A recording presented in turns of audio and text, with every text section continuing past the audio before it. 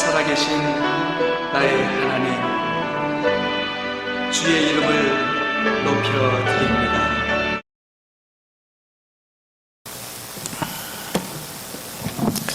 시편 128편 1절부터 6절에 있는 말씀 교독합니다. 여호와를 경외하며 그의 길을 걷는 자마다 복이 있도다.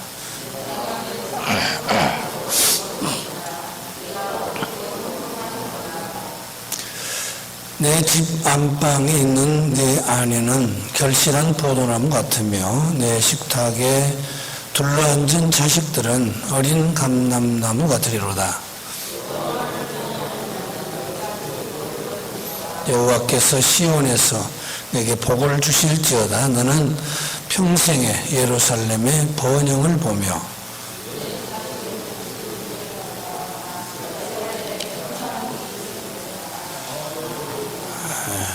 아멘.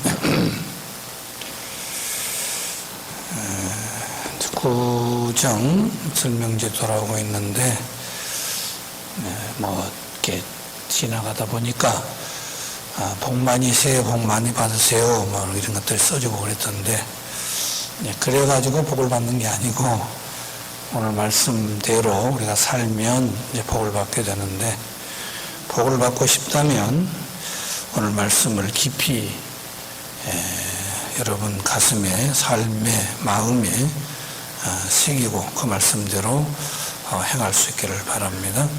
1절에 보니까 여호와를 경외하며 그의 길을 걷는 자마다 복이 있다라고 말씀을 합니다. 경외한다, 공경하고 두려워한다, 그리고 그의 길을 걷는다고 말을 했는데, 이 말은 하나님의 말씀대로 산다, 그런 뜻입니다. 놀라운 것은 그런 사람마다 복을 받는다. 더 놀라운 것은 그런 사람을 찾아보기가 힘들다. 우리는 이런 점에서 더 놀라운 일입니다. 분명 복을 받기 위해서는 그렇게 하면 된다라고 말씀을 하는데 그런 사람을 찾아보기가 힘들다는 겁니다. 복부터 받으려고 하지 하나님을 경외하고 말씀대로 살려고는 잘 하지 않는,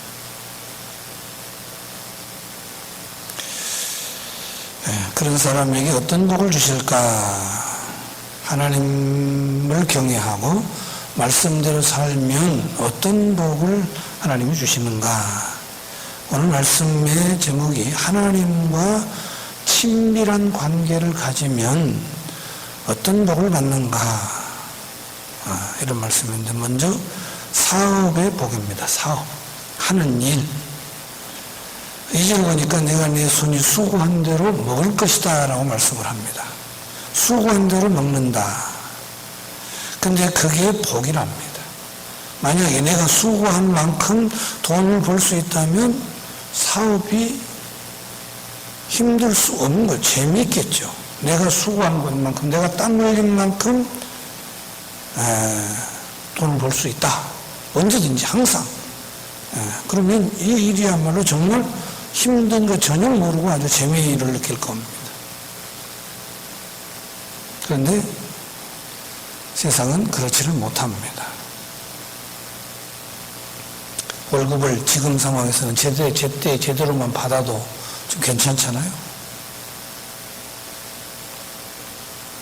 하나님은 너희의 손이 수고한 대로 먹게 하시겠다라고 말씀을 합니다. 누구에게? 하나님을 경외하는 자에게, 하나님의 말씀대로 사는 자에게. 중요한 원리입니다. 하나님이 주시는 복을 받으려면 믿음과 수고를 결부시켜야 되는데, 기도하면서 불로소득을 기대하는 이것은 있을 수 없는 일입니다. 하나님이 원하시는 방법은 그런 것은 아니죠. 내가 수고해서 번 돈으로 헌금도 하고 밥도 사 먹어야 되는데, 믿음과 수고, 이것은 함께 갈 수밖에 없어요. 믿으니까 다 형통하다 아니에요. 수고가 반드시 있어야 된단 말이죠. 그냥 믿는데 복을 받는다, 어찌 보면 이거는 불로소득일 수 있어요. 수고가 반드시 다 뒤따라가야 돼요. 어린 자식이 먹고 사는 문제는 부모의 책임입니다. 어렸을 때는. 그럼 내가 자식이고 하나님이 나의 부모다. 여러분 한번 그렇게 생각을 해보세요. 나는 하나님의 자식이고 하나님은 나의 부모다. 그럼 내가 먹고 사는 문제는 누가 책임집니까? 에? 하나님께서 책임집니다. 우리는 하나님을 나의 아버지라고 부르잖아요. 하나님 아버지 그러잖아요. 그러니까 하나님 우리 아버지예요. 그러면 나의 먹고 사는 문제를 나의 아버지 돼서는 하나님이 책임을 진다니까요. 내 일은 내가 책임져야지. 그러지 마세요. 그 한계가 있어. 뭐 조금 어느 정도밖에는 못해요. 더 큰 것은 내가 못하니까 하나님이 책임지신단 말이죠. 예. 그래서 하나님께서 책임져 주시겠다고 그렇게 말씀을 하고 있잖아요. 그러니까 하나님과 나와의 관계만 분명하면 먹고 사는 문제는, 이 땅 위에 살아가는 모든 문제는 하나님이 책임을 주신다.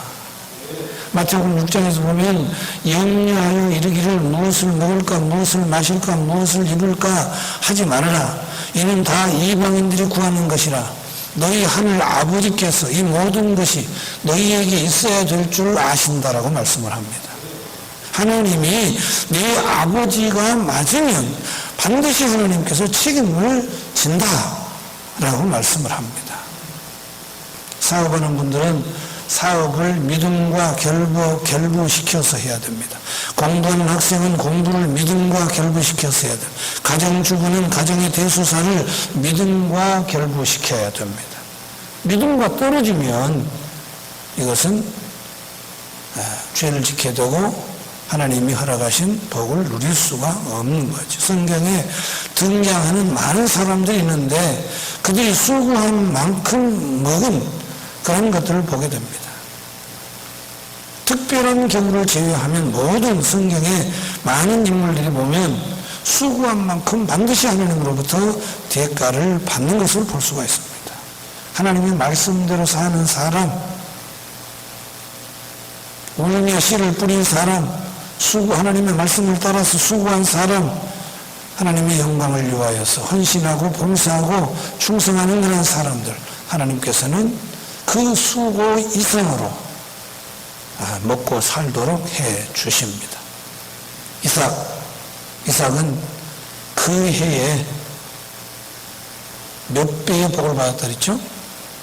100배의 복을 받았다 그랬습니다. 100배의 복. 네. 요즘 사업 잘 안 되는데 100배의 복을 받는다고 하면 이거는 뭐 그냥 날아가지. 1년만 해도 엄청나죠. 그 다음 한 2, 3년 잘 못 돼도 괜찮을 만큼 아마도 벌 겁니다. 야곱도 자기의 수고에 비하면 하나님이 함께 했던 것을 알 수 있습니다. 수고해놓고 하나도 먹지 못한 사람도 있습니다. 하나님의 규례를 멸시하고 하나님의 계명을 준행하지 않는 사람, 이 사람들은 수고했지만 하나도 자기의 것을 건질 수 없게 되어버립니다. 시편 109편 11절을 보니까 고리대금하는 자가 그의 소유를 다 빼앗게 하시며 그가 수고한 것을 낯선 사람이 와서 다 탈취하게 하신다라고 말씀을 합니다. 여기 그는 하나님의 법대로 살지 않는 사람, 하나님의 뜻대로 살아야 될 사람이 하나님의 뜻대로 살지 않으면 사채업자가 와서 그 소유를 다 빼앗아 간다, 그런 말씀입니다. 범사에 모든 사업이 잘 되고 싶다면, 그렇다면 돈 벌 궁리부터 하지 말고 하나님을 경외하고 그 말씀을 어떻게 하면 잘 지킬까, 그 고민이 앞서야 된다는 거예요. 그래야 하나님께서 주신 복을 누릴 수가 있다. 그 다음에 보면 두 번째, 가정의 복을 얘기합니다. 우리 집 안방에는 누가 있습니까? 그분이 평안해야 집안이 평안한 법인데,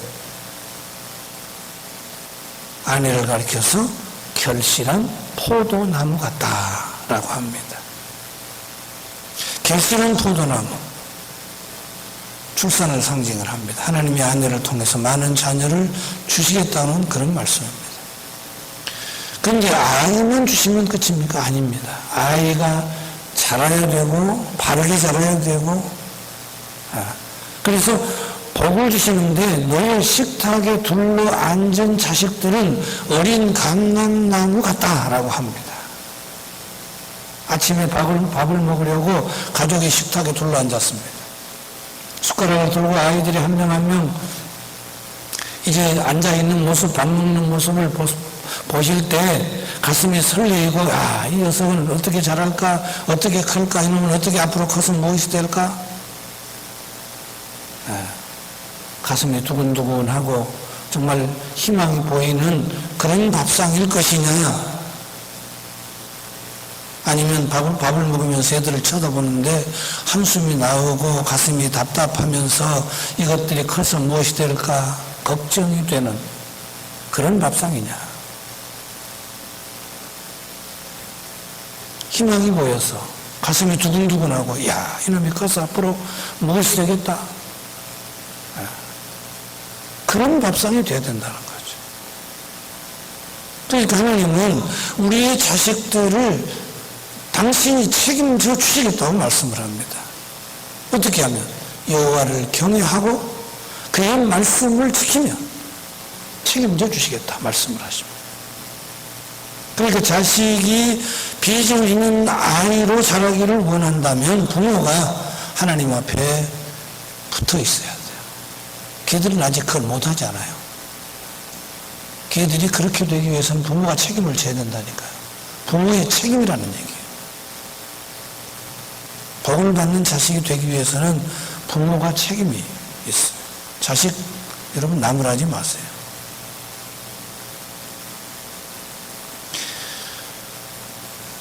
복을 받는 그런 사람들이 창세기에 등장을 합니다. 아브라함이 그랬고, 이삭이 그랬고, 야곱이 그랬죠. 이들은 하나님과 동행함으로 거부가 되는 것을 볼 수 있습니다. 그 복은 부모로부터 이어지는 그런 복입니다. 하나님과의 관계가 좋은 부모, 그래서 그 자식이 또 그렇게 복을 받고 또 그 자식의 자식이 또 복을 받고. 모세의 부모 역시 믿음의 사람이었습니다. 정목이 모세를 키우는 그 어머니의 신앙을 우리는 볼 수 있습니다. 사무엘 역시도 그 어머니 한나로 인하여서 위대한 선지자가 됩니다. 오늘날도 신앙의 명문가의 자녀들의 그 교육의 비법은 딱 한 가지입니다. 좋은 부모가 좋은 자녀를 만듭니다. 자식이 문제가 있다. 그것은 나 때문이라고 생각을 해요. 우리 아이가 축복된 자녀로 잘 자라기를 바란다면, 그렇다면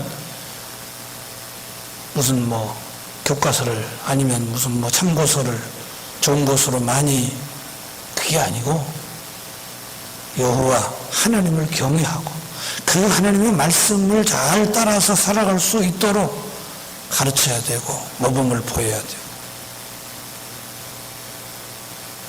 하나님이 그런 사람에게 가정의 복과 자녀의 복을 허락해 주시겠다고 약속을 합니다. 5절 보십시오. 이 복이 어디서 오느냐? 여호와께서 시온에서 너희에게 복을 주실지어다라고 합니다. 시온에서. 시온은 성전이 있는 예루살렘을 가리킵니다. 그래서 말하면 이 복이 하나님께로부터 온다, 그런 말입니다. 사업의 복이 세상으로부터 오는 것이 아니라 하나님께로부터 온다. 자식의 복이 좋은 학교, 좋은 거기에서 오는 것이 아니라 하나님께로부터 온다. 사업도 자식도 다 하나님께로부터 복이 온다. 이렇게 말씀을 하고 있습니다. 시온에서 너에게 복을 주실지어다. 그 다음에는 장수의 복이 임할 것을 말씀을 합니다. 하나님과 친밀한 관계를 가지게 되어졌을 때에 하나님은 장수의 복을 주신다. 여기서는 물론 여러분이 아는 대로 그냥 오래 사는 것을 말하지는 않습니다. 도시의 번영을 보며 오래 산다라고 하고 있습니다. 5절에 너는 평생에 예루살렘의 번영을 보면서 오래 산다. 하나님을 경외하며 그 말씀대로 사는 사람은 그가 사는 도시도 공동체도 함께 번영할 수 있다, 그런 얘기입니다. 그러니까 우리로 말미암아서 나 때문에 내가 소속되어 있는 그곳이 좋아진다는 얘기죠. 번성한다는 얘기죠. 여러분 때문에, 여러분 한 사람 한 사람 때문에 장동교회가 좋아져야 되고, 부흥해야 되고, 성장해야 되고, 아름다워야 되고, 웃음과 기쁨과 은혜가 넘쳐야 되고, 그건 한 사람 때문에 그래야 되잖아요. 한 사람 때문에 물이 흐려져서 흙탕물이 되고 모두가 다 그냥 바늘방석에 앉은 것처럼 그렇고 그랬어야 되겠느냐는 거죠. 요셉은 바로 그런 사람입니다. 하나님을 경외하고 그 말씀대로 살았던 사람. 요셉은 하나님과 늘 동행하였고 어떤 자리에서든지 사람 눈치보다는 하나님 눈치를 본 사람이었습니다. 그 결과 하나님은 그가 가는 곳마다 그가 하는 일마다 형통하도록 해주셨습니다. 17세 17살에 애굽의 노예로 풀려간 그런 가서 이제 보디발의 집에서 종살이를 합니다. 그런데 요셉을 사랑하신 하나님께서는 요셉으로 인해서 그 집을, 보디발의 그 집을 형통케 합니다. 요셉이 17살짜리가 거기 그 집에 들어왔더니 그 집이 형통했다. 억울한 누명을 쓰고 감옥에 갇혔을 때에도 하나님이 요셉과 함께 하심으로 거기에서도 형통하게 합니다. 의심이 간다면 창세기 39장 23절 말씀 한번 찾아보세요. 하루는 바로왕이 꿈을 꾸었습니다. 꿈이 하도 희한해서 애굽에 있는 모든 점술가들을 다 현명한 사람들을 불러드립니다. 꿈을 해석해봐라. 아무도 못합니다. 그런데 요셉이 그 꿈을 해석을 합니다. 앞으로 7년 풍년이 있을 것이고 그 후에 또 7년 흉년이 있을 겁니다. 대비해야 됩니다. 요셉의 꿈 해석과 지혜를 보고 바로는 요셉을 총리로 지명을 해서 애굽의 모든 문제를 다 관장하도록 그렇게 합니다. 즉 요셉을 통해서 나라가 복을 받았다 그런 얘기예요. 나를 통해서 나의 가정이, 나를 통해서 나의 속해 있는 공동체가, 교회가 복을 받는다. 얼마나 좋은 일입니까?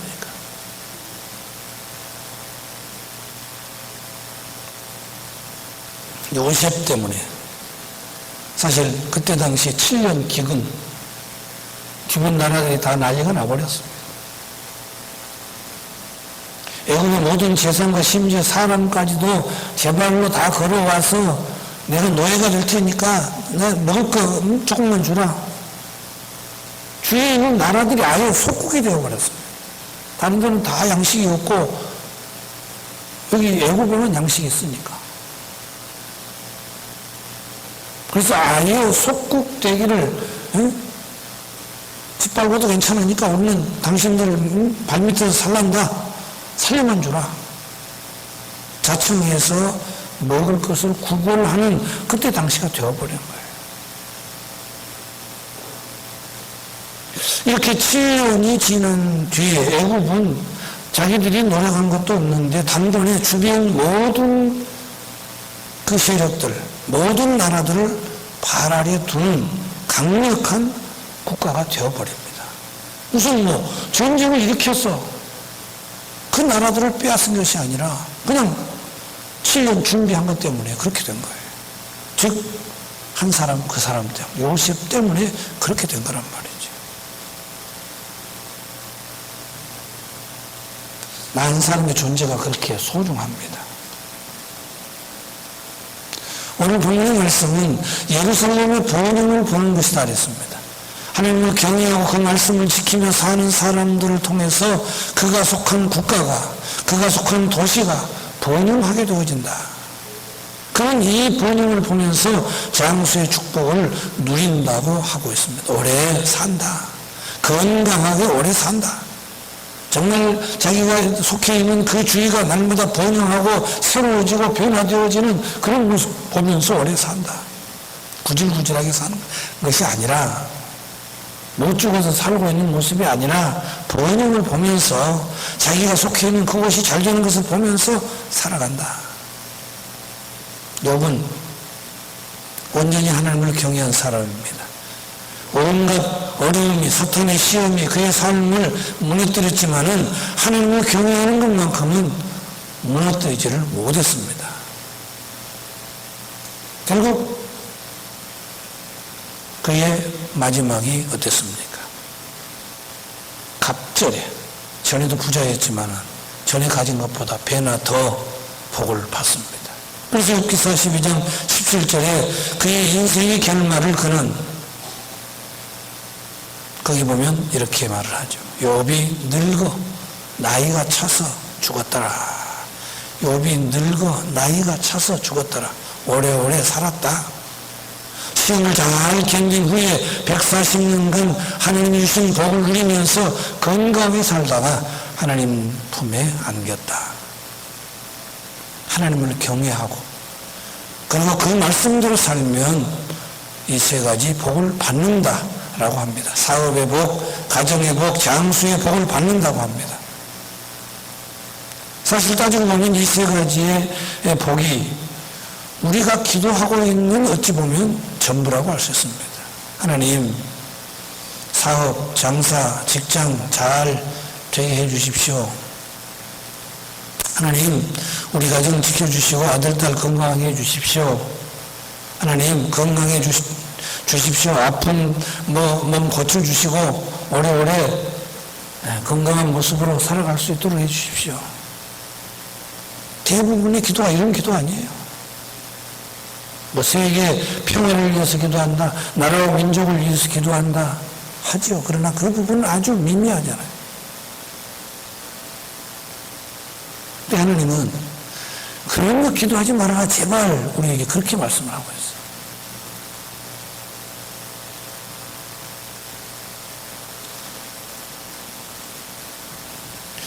있어요. 어떤 사람이 하나님을 경외하고 그 말씀을 지키는 사람에게 그랬으니까 하나님, 내가 하나님을 경외할 수 있게 해주십시오.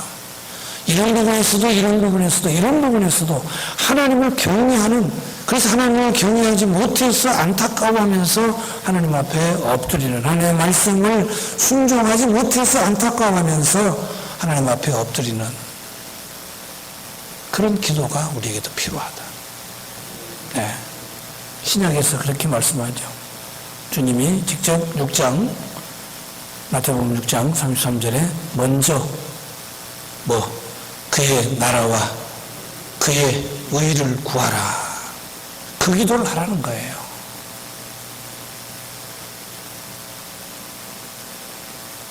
기도의 그 정도, 수준이 좀 상위 수준의 기도를 하시라고. 나라를 위해서 기도하려고 하면 이 백성들이 하나님을 경외하고 두려워 여기고 하나님을 섬기는 자가 하나라도 많아질 수 있는 그런 어떠한 기도. 다짜고짜 그냥 남북 통일 잘 되고 그런 기도보다는 그러잖아요. 먼저 그의 나라와 그의 의를 구하라.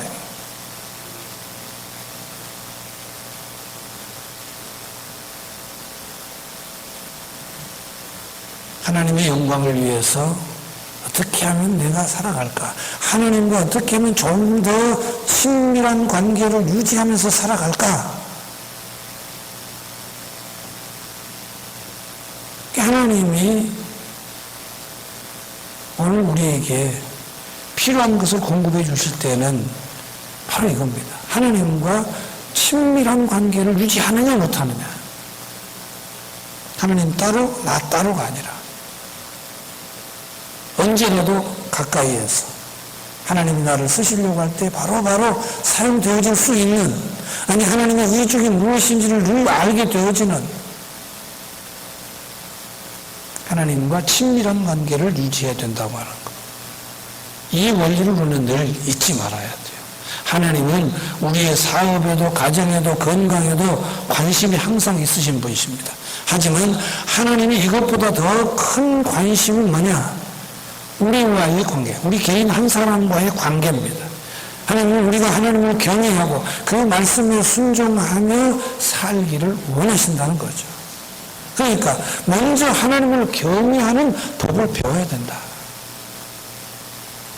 말씀을 더 가까이 하고 기도 더 하고, 또 하나님께서 지금 이 시대 나를 향해서 지금 내가 서 있는 그 장소에서 하나님이 나에게 무엇을 원하시고 계시는가를 살피면서 늘 하나님 앞에서 고람되어 내가 지금 하나님 앞에 서 있다. 하나님 앞에. 하나님과의 친밀한 관계를 갖는 것 매우 중요합니다. 그 말씀에 순종하는 그런 삶.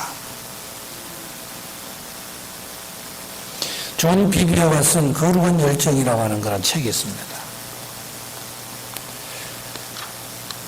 존 비비어는 세계 복음화 사역을 위해서 열정적으로 일을 한 사람인데, 죽어가는 영혼을 구원하고 병자를 고치는 일에 나를 써달라고, 또 땅끝까지 가서 포로들을 자유케 하는 그런 일을 하겠다고 하나님 앞에 그런 사람이 되게 해달라고, 그런 일을 하게 해달라고 기도를 합니다. 그런데 그런 기도를 하는데 어느 날 주님의 음성이 들립니다. 야, 존, 너의 기도는 틀렸다.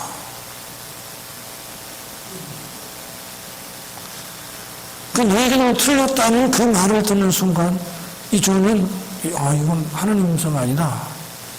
이건 사탄이 지금 내 기도 못하게 하려고 하는 것이다. 이런 생각을 하게 됩니다. 하나님이 나에게 이렇게 기도가 틀렸다고, 이것을 놓고 기도가 틀렸다고 말할 리가 없다. 그런 얘기죠. 그런데 하나님께서 그런 생각을 갖고 있는 존에게 다시 기독교의 목표는 사역이 아니라고 말씀을 합니다. 너가 귀신을 쫓아내고 병자를 고치고도 이거 지옥에 갈 수 있다.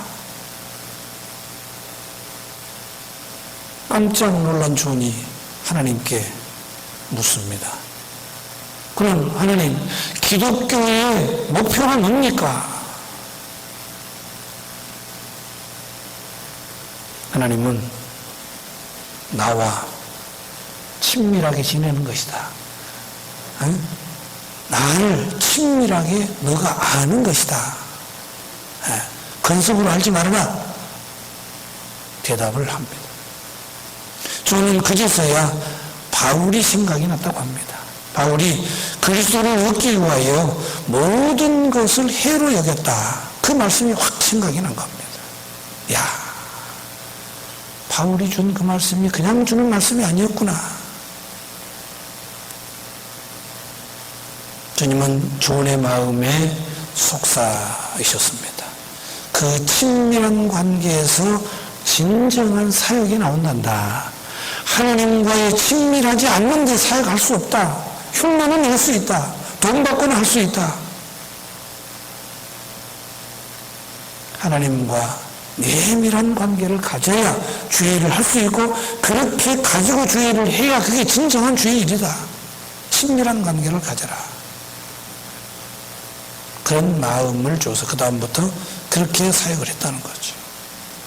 저와 여러분도 하나님과의 그 친밀한 관계를 유지하고자 힘쓸 수 있기를 바랍니다. 하나님을 경외하고 그의 말씀에 순종하면서 살아간다. 이거 복이라고 했는데, 주님과 친밀한 관계가 그거거든요. 하나님을 경외하는 것이거든요. 그 말씀에 따라서 사는 것이거든요.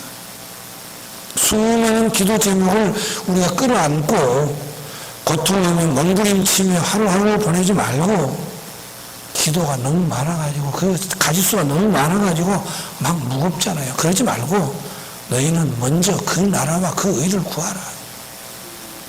다른 것은 누가 해줘요? 하나님이 다 해주신다니까요. 맡겨놓고 하나님의 의를 구하는 기도를 하라는 거죠. 하나님과 어떻게 하면 친밀한 관계를 유지할 것인가. 그리고 그 안에서 하나님이 주시는 평안을 누리면서 살아가기를 사모하는 그런 기도가 여러분에게 있기를 바랍니다. 하나님을 경외하고 그리고 하나님의 말씀을 붙들고 살아가는 그런 자는 복이 있는 그런 사람입니다. 예. 하나님과 정말 뗄 수 없는, 아니 늘 하나님과 가까이에서 소통하는 친밀한 그런 관계 안에서 하나님이 주신 평안을 누리는 여러분이기를 바랍니다. 기도하겠습니다. 하나님은 모든 것을 다 가지고 계시면서 우리에게 필요한 것들을 채우시고자 하시는 하나님이신 줄로 믿습니다. 하나님의 것을 나의 것으로 삼기 위해서는 하나님과 더욱 지금보다 친밀한 그런 관계를 유지해야 되는 것을 오늘 말씀을 통해서 우리가 깨닫게 됩니다. 하나님의 말씀을 붙들고 하나님을 경외하는 그런 삶만이 하나님이 주신 복을 누릴 수 있음을 잊지 않는 우리 모두 되게 해 주옵소서. 예수님의 이름으로 기도하옵나이다. 아멘. 이제는 우리 주 예수 그리스도의 은혜와 하나님의 크신 사랑하심과 성령님의 교제 교통하심이 여기 모든 성도들과 함께 하여지이다. 아멘.